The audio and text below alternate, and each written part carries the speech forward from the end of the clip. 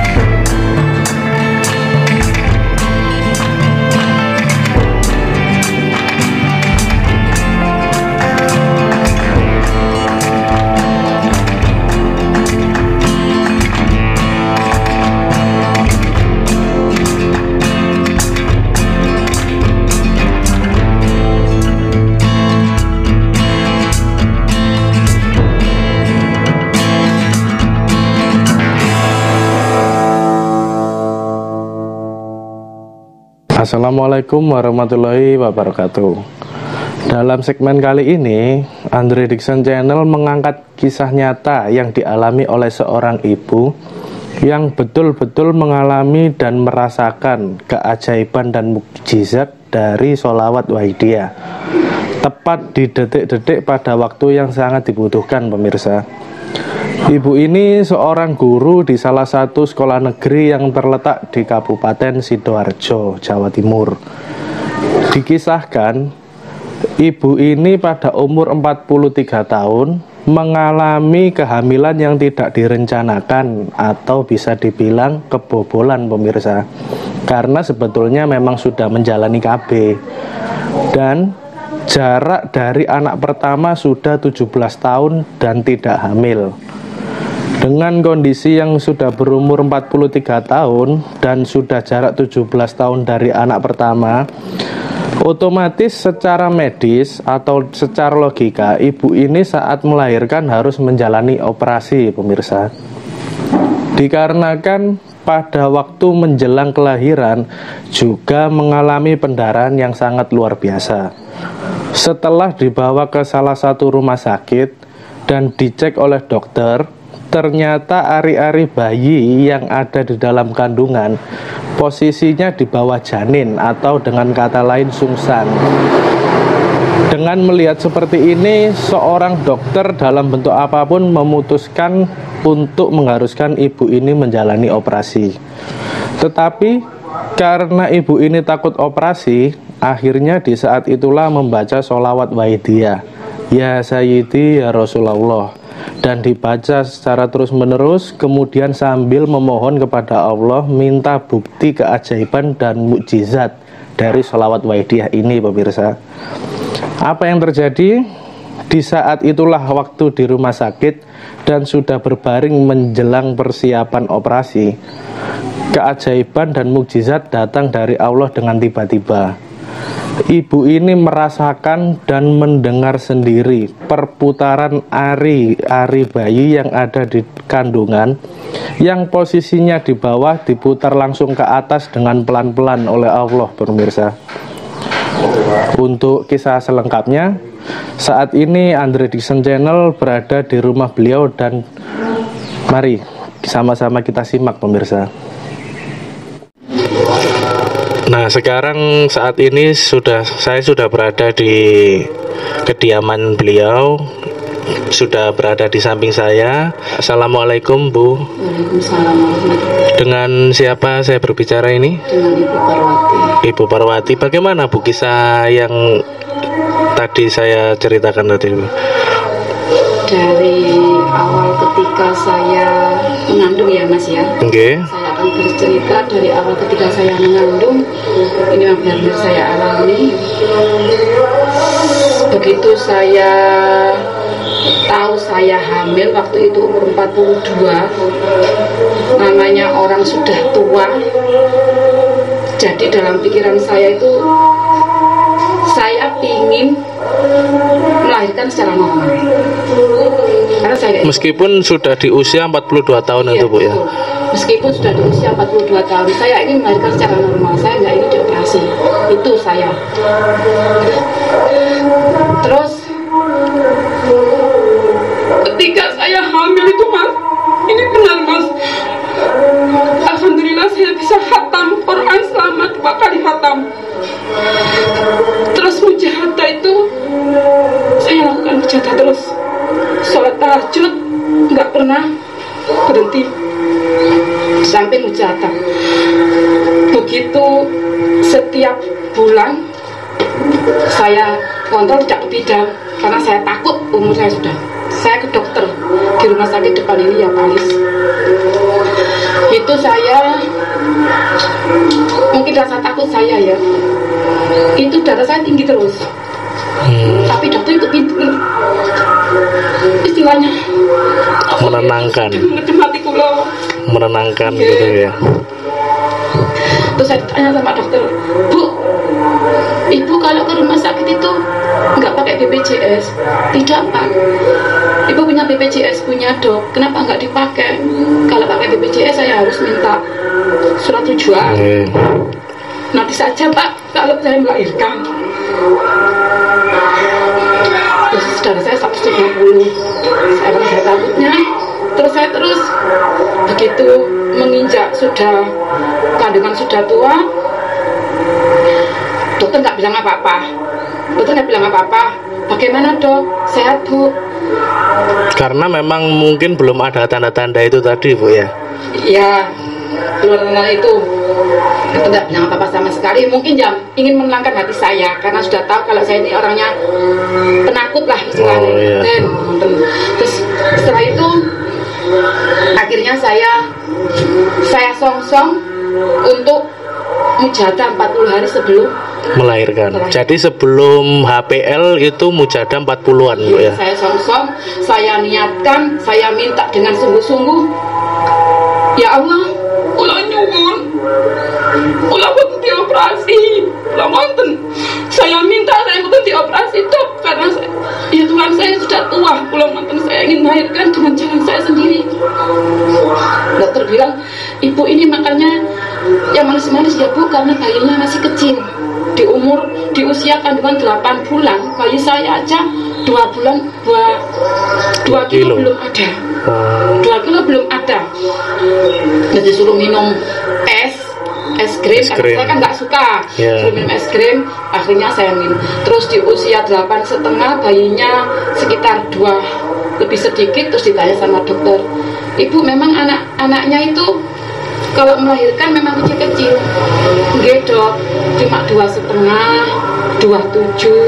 Jaraknya untuk yang nomor 1 dulu ke nomor 2 berapa tahun Bu? 7 tahun. Operasi mboten Dok, saya bilang gitu. 7 tahun atau 17 tahun Bu? 17 tahun. Jarak yang nomor 1 yang garep sama yang nomor 2. Oh, yang nomor 2. Ya, itu jaraknya 7 tahun. Tidak operasi Bu, tidak Dok. Terus jarak yang ke nomor 3 ini Bu terlalu jauh. Ya, di samping itu Ibu umurnya sudah tua. Ya nanti kita usahakan Bu, kalau memang Ibu inginnya tidak operasi kita usahakan, ya Bismillah. Tapi nanti ya persalinannya itu lama karena jaraknya sudah terlalu jauh dan usia Ibu juga sudah 42 itu tadi ya.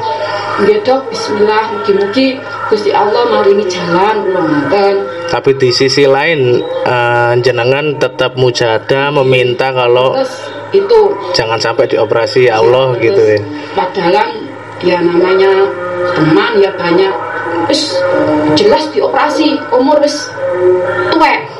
Umur sudah tua. Tapi saya yakin, saya percaya kalau Allah akan memberikan kemudahan. Kalau Kanjeng Nabi akan menolong hambanya. Itu yang saya percaya. Terus ketika 9 kurang mungkin saya tidur itu di sini kok. Dan gini balik niki saya di sini di ruang tamu ini berarti. Kasurnya saya taruh sini. Terus saya itu badannya pipis, minta mas pipis.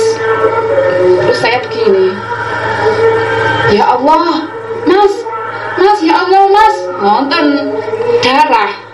Oh, jadi ketika mau pipis membangunkan suami ternyata pendarahan. Ada darah. Ya saya ya Allah mas. Hati ini pun ngeplek, ngejar. Terus akhirnya suami panggil becak belakang, belikan becak, terus dibawa ke rumah sakit. Di situ langsung masuk UGD. UGD langsung dibawa ke tempat persalinan di belakangnya UGD di situ. Di ruang tunggu persalinan itu. Iya, ya dimasukkan di ruang observasi langsung sama bidanya. Dimasukkan situ, terus ditensi saya langsung 100 waktu itu. Tadinya kan 150, langsung turun 100. Terus setelah itu, ibu ini pendarahan bu. Terus kita harus, tapi terus sampun ditinggali itu dilihat sama bedanya itu masih bukaan 1. Masih bukaan 1. Terus kita tunggu dokter ya bu. Kalau boleh tahu posisi jam berapa itu bu? Subuh. Ya subuh. Sekitar jam 5 gitu berarti ya. Gitu. Terus kita tunggu dokternya agak-agak siang, prakteknya agak siang. Kita tunggu apa kata dokter. Nah setelah itu dokternya datang, bidanya telepon, saya digledek ke tempatnya ya dokter. Periksa dokter. Di situ dokter bilang, bu, nggak bisa bu, ibu ini harus melahirkan operasi walaupun dulu karena ibu pendarahan dan posisi ari-ari di bawah. Enggak dok, saya enggak mau, enggak bisa bu, karena ibu ini pendarahan, darahnya harus dihentikan dulu selama 3 hari baru bisa dioperasi. Enggak dok, saya enggak mau loh, saya enggak mau dioperasi dok, saya ingin. Enggak bisa bu, dokternya tangga enggak bisa, pokoknya enggak bisa karena ari-ari posisi di bawah pun. Jadi untuk dokternya secara medis ngelihatnya memutuskan kalau ini diharuskan operasi karena posisi ari-ari di bawah. Tapi yang jenengan kekeh untuk tidak operasi melahirkan normal. Iya. Terus setelah itu saya dimasukkan lagi ke ruang observasi karena pendarahan terus. Terus akhirnya kira-kira setelah maghrib menginjak isya. Terus saya gini, ya Allah, badan kula bengok. Akhirnya itu kok ngeten, engko aku bengok banter sangkakno wong gendeng, gak bengok. Akhirnya saya panggil dalam dada saya menjerit, ya Sayyidi, ya Rasulullah, kula benar-benar butuh pertolongan panjenengan ya Rasul. Ya Allah, putar hari-hari ini ya Allah, buktikan pada saya, kula manten mas, putar ya Allah, putar ya Rasul, kula butuh lakok manten atan isa dan manten atan iso kerawas mak airku kerawas kerasa diputar gitu. Oh sampai ya Allah, ya Allah, ya Allah, ya Allah, manten mas, sampai ser manten kula. Terus setelah niku langsung kula tenggene mak terus sing nenggo mak lagi mak iki mak jange bayi mak cepet jange metu areke. Ibu gak boleh ngeden karena ibu posisi ari di bawah, kalau ngeden bahaya nanti yang keluar ari-arinya pun sanjangi ngoten. Itu dari dokternya apa dari yang Mak Tri itu tadi? Boten, dari perawatnya. Jadi Mak Tri ini tadi yang memanggil dokter. Memanggil perawat bidannya tadi. Terus mari ngoten dokternya perawatnya nyamperin, bu jangan ngeden, saya nggak ngeden mbak, niki lo mau keluar lo ngonten. Terus sampai diperiksa sama bidane ternyata sudah bukaan 8. Terus bidan, sebentar bu, saya siapkan alat-alatnya. Padahal kan ada di bawah. Oke. Ngoten lho. Tapi posisi perawat itu melihat sudah bukaan 8, tahu enggak kalau ari-arinya masih di bawah atau sudah pindah? Sudah putar. Oh, perawatnya sudah melihat juga berarti. Mungkin makanya lho. Kaget Gitu, kaget ya. juga dia Loh, berarti. Sepu loh, kan gitu bilangnya loh. Sepu sabar bu. Disiapkan alatnya dulu. Iku wow nonton terusan. Begitu disiapkan alat-alatnya, baru nopo melahirkan. Terus setelah melahirkan anak saya juga sama nggih untung mawon ketahuan sama dokter. Terus perawatnya balik ngomong, bu ojo turu. Aku lomba gak turu, aku iki tetep cangkem niki mewel mas. Ya Syaidi ya Rasulullah, ya Syaidi ya Rasulullah. Ketika saya melahirkan ngeden niku nggih kula tetep mewel. Ya Syaidi ya Rasulullah, ya Syaidi ya Rasulullah, ngoten terus pun Selama melahirkan okay. itu. Karena saya percaya dan yakin kalau Allah Kanjeng Nabi akan menolong saya. Itu saya pasti nggak operasi. Itu yang saya pegang. Saya percaya kok kalau Allah akan menolong hambanya. Kanjeng Nabi akan menolong hambanya. Karena saya pernah mendengar kalau apa, siapapun yang memanggil nama saya akan hadir di hadapanmu. Kan Kanjeng Nabi niku wau kula bengok, jange tak bengok banter kok sangkano kaya wong gendeng lho, ngoten lho. Mau teriak keras dikira orang gila gitu. Sangkano kaya wong gendeng, akhirnya ngene niku dalam hati saya. Teriak dalam batin berarti. Terus hari-hari niku wau puter saestu kula ngrasakaken niku wau. Itu yang saya alami. Nah, itu tadi cerita dari Ibu Parwati selaku pelaku yang mengalami mukjizat dari sholawat Wahidiyah tersebut pemirsa. Dan kali ini saya bersama suami Ibu Parwati. Assalamualaikum Bapak. Waalaikumsalam. Dengan Bapak siapa? Bapak Mustajab. Bapak Mustajab. Bagaimana Pak pada waktu melahirkan ibunya dulu itu? Ketika subuh, istri saya pendarahan bawa ke rumah sakit. Ya, seperti yang tadi prosesnya sudah diceritakan istri saya. Kemudian dari medis bilang ya seperti itu, kurang 3 hari lagi Bapak menunggu pendarahan selesai, nanti dioperasi. Itu yang dari dokternya. Itu dari saya. Terus maghrib itu saya santai keluar rumah sakit ke warung ngopi sama laye-laye. Menjelang isya anak saya datang, ya ibu mau melahirkan. Iya toh, nggak percaya aku. Iya itu saya datang masuk. Karena memang paginya dokter memvonis kalau nunggu 3 hari baru dioperasi kan gitu. Ya begitu, betul sekali. Akhirnya proses melahirkan saya juga ikut bantu, istilahnya bantu memegang, menemani ibu, menemani gitu lah ya. Jadi saya tahu prosesnya. Ya, terus kemudian diangkat, sudah selesai oleh bidan rumah sakit, bukan dokter tapi bidan, karena dokternya kan belum datang ya. Oleh bidan ditangani, bayinya diangkat, ditimbang, bobotnya 2,1 kilo. Terus panjangnya 47. Terus perawatnya bilang, Pak, alhamdulillah ini masih ditolong oleh panjangnya Bapak. Kalau bayinya pendek ya kita kurang anu gitu. Tidak tahu lah, dokteran yang tahu. Cuma beratnya ini minim Bapak, dia bilang gitu. Terus bayinya tidak nangis suaranya. Terus setelah itu saya istilahnya ya kayak onggong, bingung ya opo ya sudah, pokoknya dalam hati terus berdoa terus. Ya Sadi ya Rasulullah, memang tidak ditamaan tapi batin saya bilang ya Sadi ya Rasulullah, terus ngomel bedanya. Terus nah itu saya juga selesai gitu, saya sholat ke musola, berdoa mujahadah terus.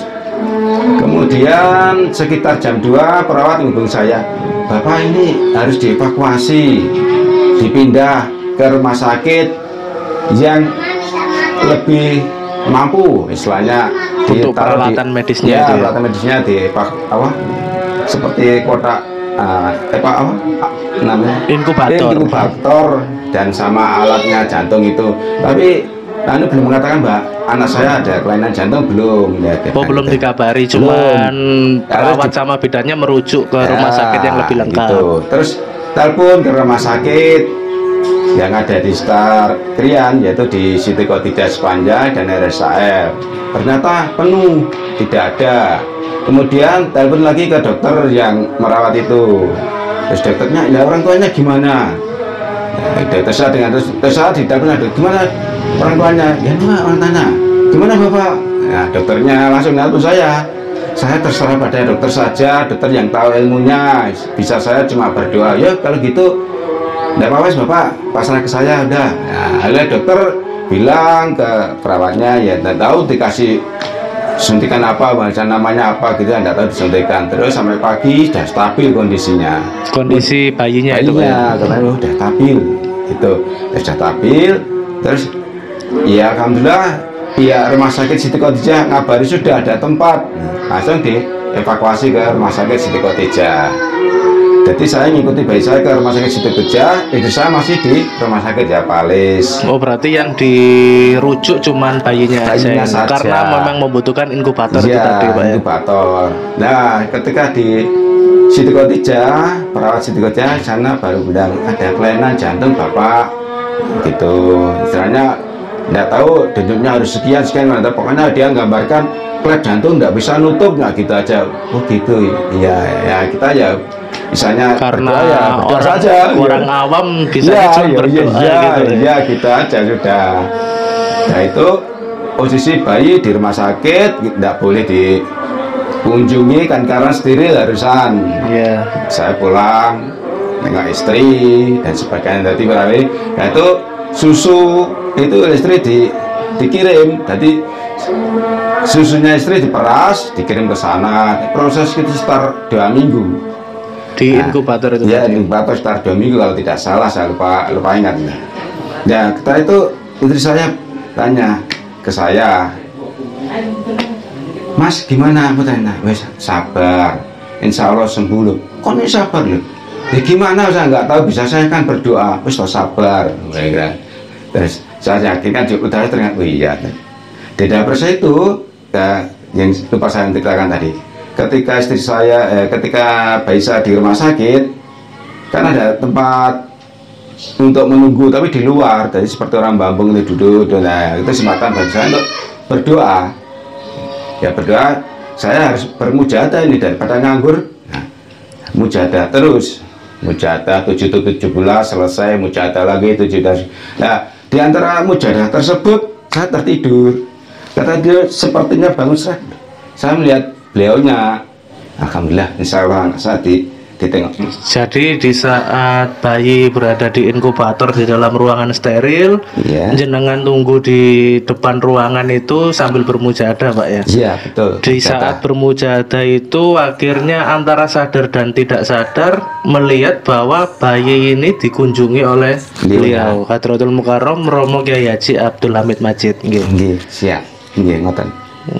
Terus karena merasa kalau oh anak saya sudah dikunjungi oleh beliau, berarti anak saya dalam bentuk apapun sehat. Siap.